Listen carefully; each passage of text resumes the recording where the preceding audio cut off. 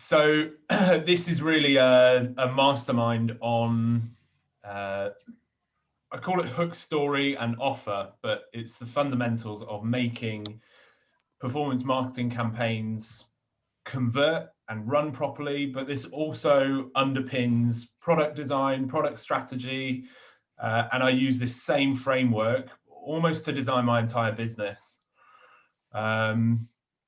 And it really is fundamental to building offers, products, services that people are chomping at the bit to bite your hand off for. Lots of people refer to the offer section as product-led growth, and that forms part of this framework and this system, but this goes a long way beyond that as well. So hopefully this will be valuable. I think we've got a nice mix of sales and marketing in the house, inside the house. Yeah, I mean, this goes across marketing, goes across sales, this goes across across product management, and really all aspects of business. So so for SaaS, the goal for SaaS, essentially for SaaS sales and marketing, is to get your lifetime value up to and around that 12 times your customer acquisition costs, and that's really a solid goal for any business, but that's certainly for SaaS, that's the most commonly spoken about goal.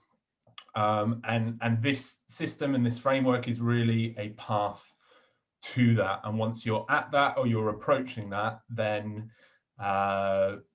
you're laughing. And so the first and the most important aspect of any campaign, the success of any campaign, but also really any business, it is offer. Now, when a lot of people hear the word offer, they think about 50% off, get 6 months for free, get a month for free, buy 2 get 3 free. But when I hear the word offer, it has a much broader meaning, and an offer really is any exchange of value at all, and that that goes right up to signing contracts on a 100K ERP implementation contract, and the offer being the delivery of that service, of that platform, and any consulting services that go in with that. But it also goes right down to exchanges of value at a much lower level, right down to somebody giving you their email address or their phone number in exchange for an ebook, for a lead magnet, for whatever it is that you have of value that you're giving to somebody else. So the goal of any marketing campaign, any marketing activity, is to drive people towards that offer. And lots of people ask me on a regular basis, what is the most fundamental thing that is going to make the difference in my marketing campaigns? Why aren't my marketing campaigns working? 8 times out of 10, the answer is focused on that offer. If that offer is extremely compelling and meets those customers' pain points head on, and provides more value than what you're asking for somebody to give you, either in money or in an action or in personal details, then that is always the most important factor in getting any campaign to convert, getting almost any business to run properly. And so I certainly, for Plexi, spend an awful lot of time planning out offers, creating offers, building main offers, building offers that complement those offers. So offers of increasing value, and thinking about how to build out a marketing system to drive people from offers that involve an exchange of less value right the way through to services in the tens of thousands and hundreds of thousands of pounds mark. And that's really how I design my business. In a SaaS context, then your offer essentially, by and large, is a feature set. And so where this feeds into product design and product management and product creation, then the process of designing this offer, of creating these offers, often hinges around matching your feature set and what features you have available, which is your service as a SaaS business, to the pain points that are really causing the most pain for your customers, for your clients. And so the process of creating that offer really can be incredibly simple. It does not need to be a complicated process, and this process applies as much to a brand new business with a single product as it does to businesses that have launched and scaled a business with a single product, SaaS service and offering, and are now looking at complementary products, services, offers to bolt onto that and add into that value chain that builds the business out. Is everyone keeping up, or am I speaking gobbledygook? Good. No, it all makes sense. Yeah, cool. So when I create offers and when I go through the process of offer creation, and even if you've got this fairly nailed and you've got a lot of your feature set built out and you understand the pain points of your customer group fairly solidly, this is still a really valuable exercise to go through and just play with and just experiment, because often you'll uncover elements that you could actually very quickly build out and add on, aspects to the service, aspects to the business that you could plug in to very quickly increase the value of what you're offering without that may not take months or years to build out. You may have them on hand already that you can very quickly and easily plug into your existing offer, and just stack on the value and make your offer more compelling to whoever you're putting that offer in front of. And so the way I go through that is I literally bring up an Excel sheet with 2 columns, and I, in one column, put the pain points and needs and the desires of my ideal customer. I know who my ideal customer is. So let's say I'm designing a CRM system for recruitment companies. So my ideal customer is MDs and sales directors of recruitment companies. And you really don't need to go into much more detail than that for this exercise.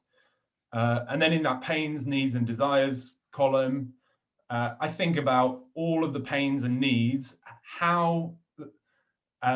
all of the pains and needs and desires around the solution, the result that this CRM system gives them. So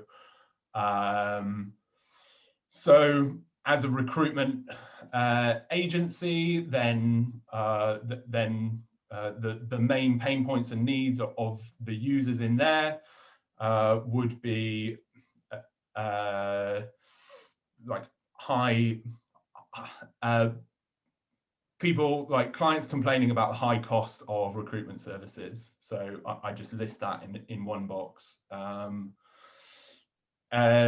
Staff, team members spending too much time or complaining about spending too much time going through hundreds and hundreds of CVs. So I'd list that as another pain. I'd list and just continue that process through pain points and needs and desires and what they want. Recruitment agents want to make more money. Certainly, recruitment businesses are just focused on finding companies that are hiring. So I'd list that as another one, and I just rack those pain points and needs and desires down and list as many as possible in that column. And then the next column next to it, I'd simply write solution at the top, and I would match as a SaaS platform, as a recruitment CRM platform. I would simply list out what features would match those particular pain points, and the process really doesn't need to be an awful lot more complicated than that. But by doing that, and those those solutions, even for a SaaS business, do not have to be. So for a SaaS business, they do not have to be features. There may be other solutions, other things, other ways of solving that problem, other things that you could deliver to that exact same ideal customer that would may even do a better job of solving that problem, or could help them and could be an add-on to helping them solve that existing problem. So it really could be anything, and get creative at this stage, because it may be they may have a problem around the I don't know, the guys at the golf club hate my guts. So you might send them a little gift to I don't know, increase their reputation at the golf club. Send them a nice golfing glove, something like that. Like whatever that might be, but think outside the box. And again, it doesn't have to be a high priced. Don't even think about price or cost of delivery at that stage. Just list as many as you can. So that really is as basic and as straightforward as that offer creation process is. And then from there, once you've built out and you've played with your offer, you might want to add a few more columns onto the end, look at pricing, look at margin of each of those aspects, tweak the numbers a little bit, look at what it's going to cost you to create each of those solutions, each of those features. And then from there, and that offer, and this would apply equally to a marketing campaign that I'm building out. And I may be looking at free resources that are available. I may be looking at video content that's available as a solution to particular pain points and needs of a target customer group. And then from there, once you've got that offer and you've designed it and you've organized it in a way that makes logical sense. So you've got your most valuable, for SaaS again, you've normally got your most valuable feature, which is your kind of headline feature at the top, and then you organize the rest of them in a logical sequence that sit around and underneath that, and package it in a way that makes logical sense and really speaks directly to the biggest pain points, needs, or desires of whoever you're targeting.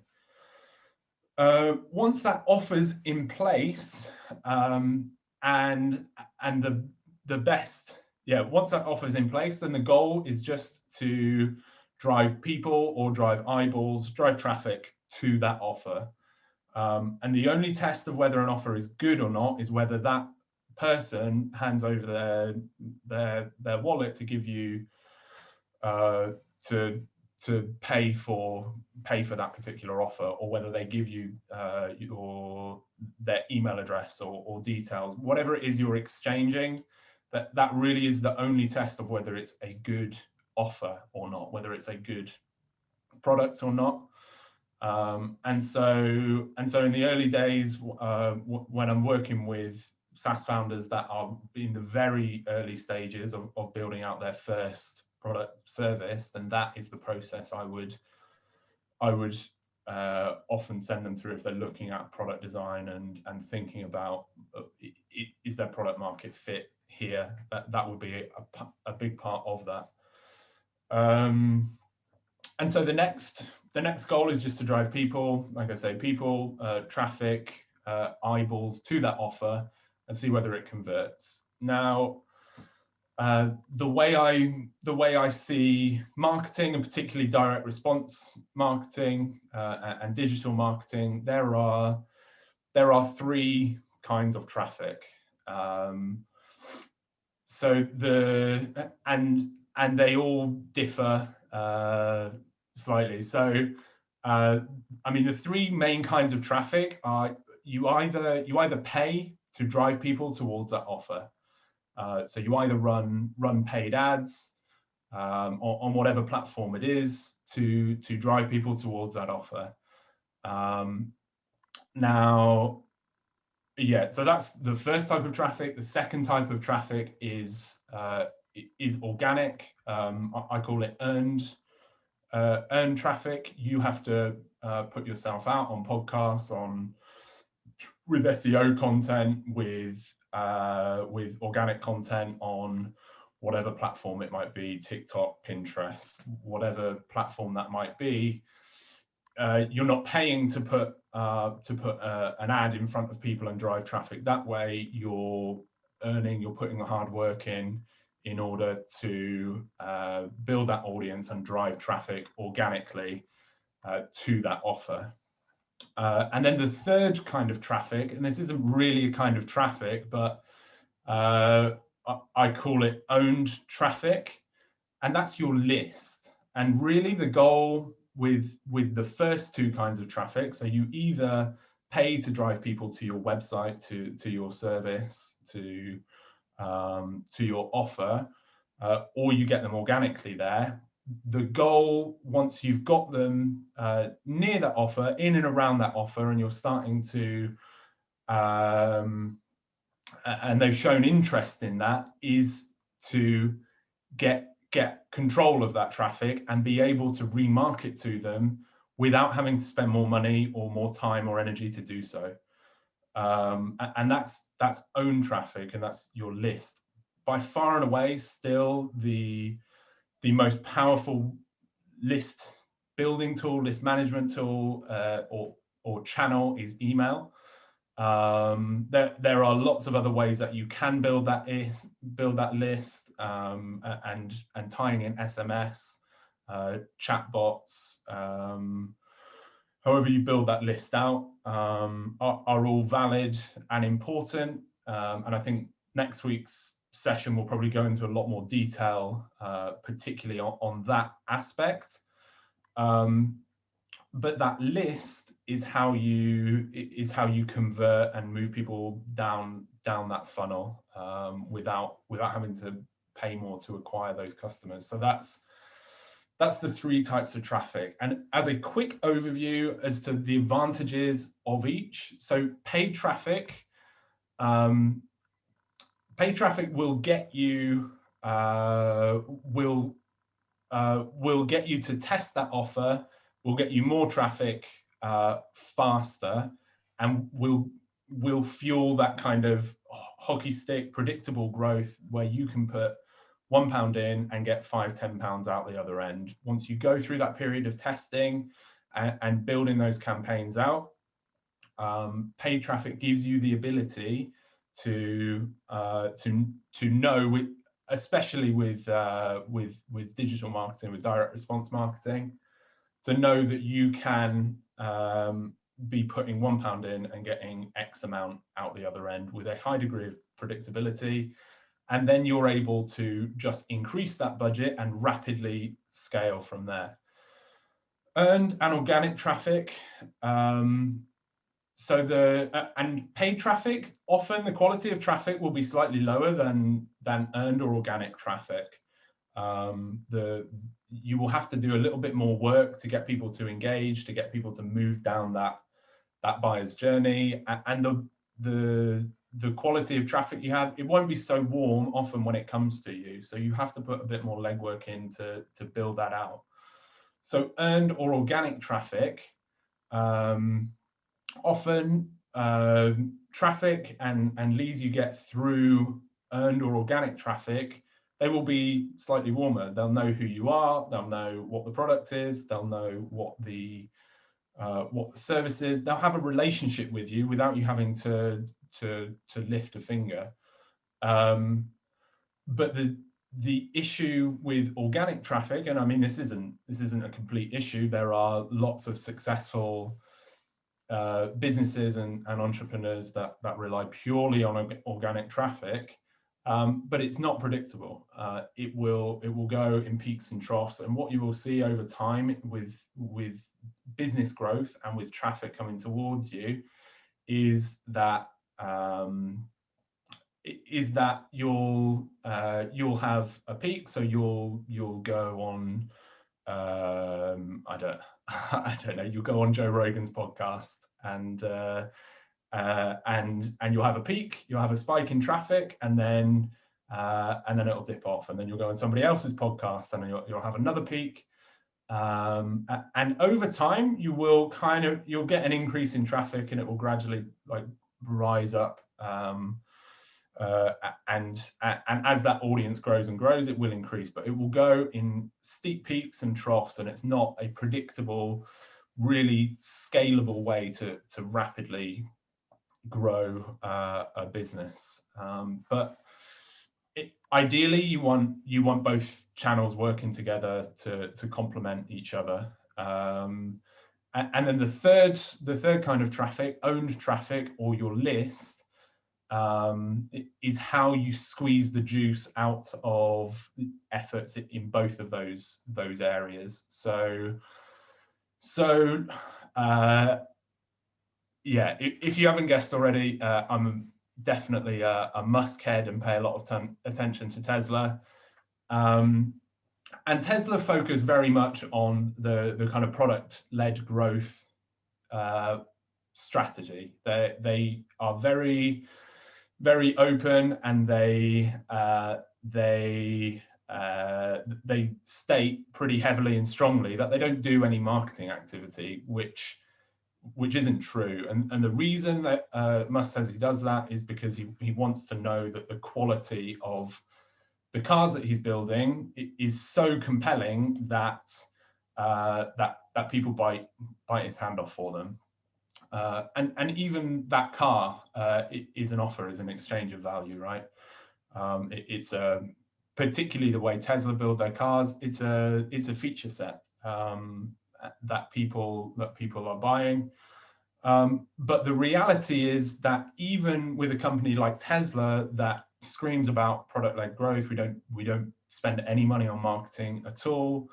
That's not really the case. Like, Musk really is second only to Trump in the amount of headline time he gets, and the amount of effort he puts into PR, which is earned traffic and organic traffic, is kind of unparalleled. Like, he doesn't leave the headlines for more than 5 minutes and is constantly staying in the headlines. So they are marketing heavily, but they're focusing purely on organic and earned traffic. And what Tesla also do heavily is they do have a strong focus on email marketing and list building, and they do capture that organic and that earned traffic and turn it into owned traffic and list, and they do put a lot of energy into email marketing. And so those three types of traffic will always be present, and the goal is to build that list and then convert as many people as possible from that list. So the title of this is Hook, Story and Offer, and I've only really talked about offer so far. Any questions on three types of traffic, and any thoughts there? Nope. No? No, I think that was a good overview of owned, earned, and paid. So then, the final step to the framework is hook and story. An offer, an offer ties in another sense here as well. So any marketing campaign, any marketing copy, any marketing image, any marketing video content that that I'm creating has the same hook, story, offer structure. Now, on the accelerator program we went through for 12 months or so, then they would drive out and just hammer into you hook, problem. Johnny, help me out here. What's the structure of the 60 seconds? It's hook, story, solution, or something like that, wasn't it? Hook, problem, solution, ask is how they word it. Ask, yeah. So that any piece of content, any ad, any video that I create for marketing purposes has that exact same structure to it, and that hook, story, offer, or hook, problem, solution, ask structure, it really and this probably sounds a bit obtruse to say it, but it's the same narrative structure of a 3-act play. Like, it's the same narrative structure that underpins most Western literature and art and culture. And every piece of marketing content that you build out will have that structure. And so the hook is what gets people's attention. And that normally will be a headline. So on an ad, on a Facebook ad, for example, then the headline is the text and the copy that gets people's attention. That hook can be visual as well. So if you're creating a piece of video content, you always want to start with something that just grabs people's attention. So start an ad dressed up in a Batman costume, because people looking at that ad will arrest their attention. It'll get them to pause. Particularly with social media, where people's attention span is that of a drain pipe, then that hook becomes even more important. And then the story is what breaks down limiting beliefs of people that are coming into contact with your offer, limiting beliefs about your offer. So do you service X industry? You're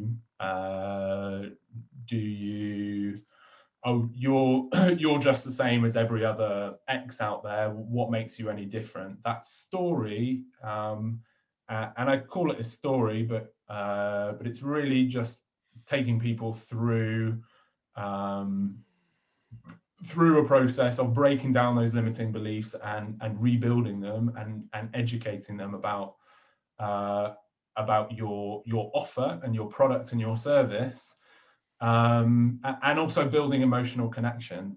The way that we as humans build emotional connection with a person or an object or an abstract thing is through storytelling. And that structure underpins, that really underpins a post I put on LinkedIn, or a post that I put on any social platform, or any video ad that I create and put out.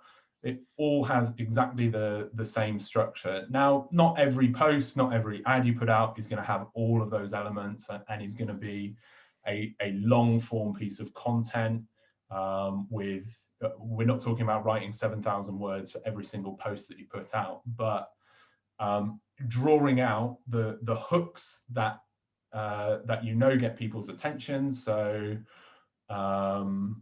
So yeah, play with hooks and what it is in conversations you're having that really puts people's attention up and gets gets them to listen to you, and then feed that back into your marketing team. So on daily calls, like if you're having daily roundtable meetings between sales and marketing and product, constantly be drawing out of the conversations and the feedback that you're getting, hooks and stories and offers. The offer normally is a call to action in marketing.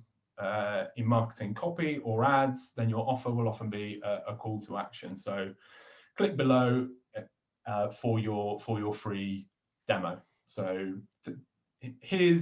I've got your attention.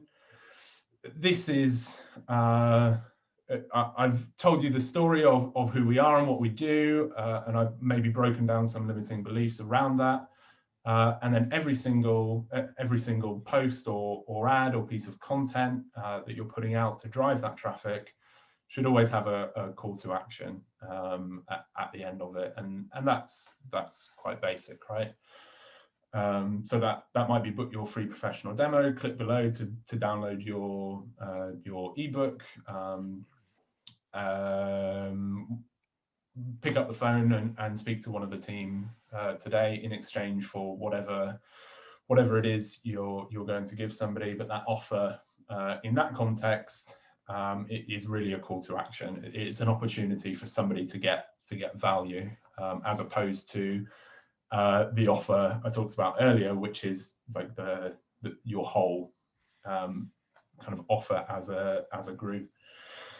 And that I suppose that is just an insight into how I see the world and how I build out performance marketing campaigns and build out ads and build out content, and the structure that really underpins everything I do. So I hope that's useful.